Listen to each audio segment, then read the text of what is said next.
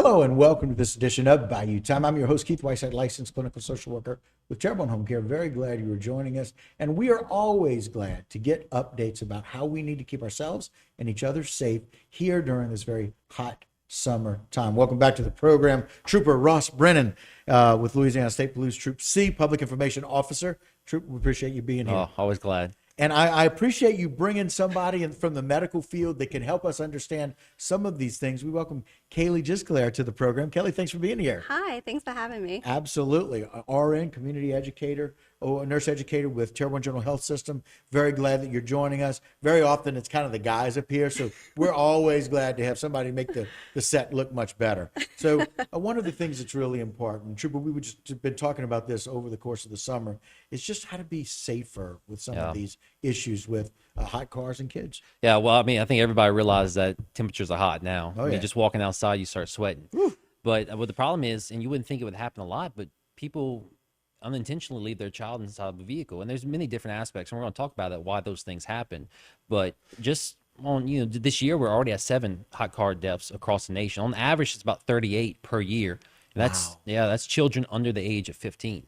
So it's definitely something, I mean, easily avoidable, preventable tragedies that could happen in our, not just our area, but across the whole nation. Yeah, and so there's the number that we have already is too high. We talk about any death is too high. But let's just talk about the number of people and the hotter days. And now that kids are out of school, what we need to be aware of. Yeah, so actually the leading cause of death in children under the age of 15 in vehicle deaths, non-crash related, are hot car deaths. So it's really unfortunate, and what's happening is our kids are not in school right now, so we have a change in routine. We live such fast-paced lives that normally when our kids are in school, we are sticking to our routine, whereas during the summer, they might be with grandma, or we might be going drop them off at a daycare and get caught up and need to go to work, and just end up forgetting our children in the cars. 50% of the fatalities that are occurring are unintentional parents that are forgetting their children in vehicles at their workplace site.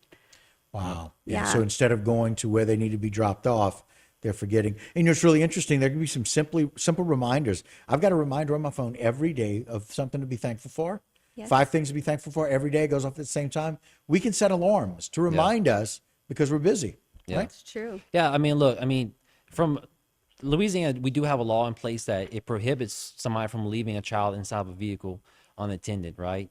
But, I mean, there are some things that you can do to help prevent that. So one of them, I mean, basically, if you're a female, leave your purse in the back seat with the child. You can always do that. We've seen some people taking it, they put a stuffed animal inside the seat when they're not using it. They place a child in the seat, then they put that stuffed animal in the front seat with them. So that's another way. I think another good thing is leaving your cell phone in the back, because not only is it going to remind you to grab your cell phone and unstrap your car, but it's going to prevent distractions as far as cell phone usage. Yeah, kind of a 2-for-1 deal right there. Exactly. Right? Put your phone in the back and don't reach around at the stop sign to get it, right? Exactly. Yeah. These kids could die within 1 hour. So their body could reach up to 104 degrees within 30 minutes. And at 107 degrees, that's whenever these kids die. Children, their bodies heat up 3 to 5 times faster than an adult. So you start seeing symptoms really quickly with these children. They start off getting a headache, and then they start crying, and then all of a sudden they start becoming drowsy and sleepy. And at that point, it's almost a little too late. Then seizures start occurring, they become unconscious, and they end up having a heat stroke, unfortunately. Yeah.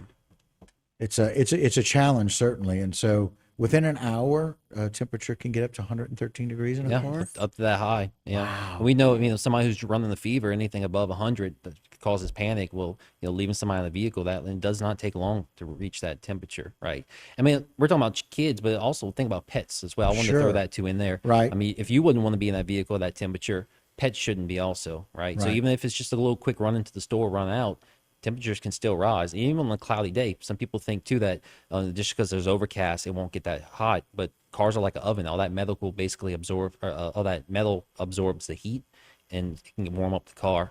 But basically, what you should do if you do see a car, with a child in the car unattended, first thing you should do is, I mean, try to get 911 there, because you don't know how hot it is in that car. You don't know at what stage of maybe heat stroke they are at.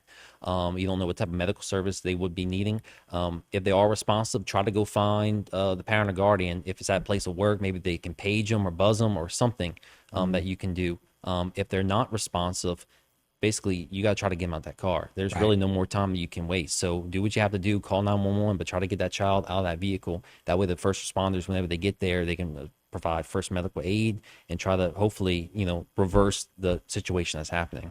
Yeah, and again, just leaving your windows down does not really change the It does temperature much not. in the No, car. it doesn't do much to cool down that vehicle. Even if you think, oh, my air conditioner was running, I'm just running in the store, I'm going to leave the windows down. Also, don't leave your vehicle running and go into the store, because then you pose other risks Right. for Amber Alert issues. yeah, safety issues. Yeah, I mean, you can have a kid who might get into the front seat, thinks that, I'm going to play driving. And so they put the vehicle in drive, and next thing you know, the car's moving away without, an adult in the vehicle and no control. So that's another thing too. So again, also in that Louisiana law, leaving kids unattended, what's unattended is basically if you're away 10 feet or more away from the car and you're not continuously monitoring that vehicle. So whether, car's on, car's not on, whatever it is, They're you're leaving them unattended. unattended. Right. Kayla, we appreciate you being here with all your Thank updates. We you. appreciate it. Yes, Thanks for sir. what you do over at Terrebonne General Health System. We Thank you for appreciate that having as me. well. Trooper, as always, great information. Thanks Yes, so sir. much. All right, guys, that'll do it for this particular segment. Don't go anywhere. A lot more Bayou Time when we continue.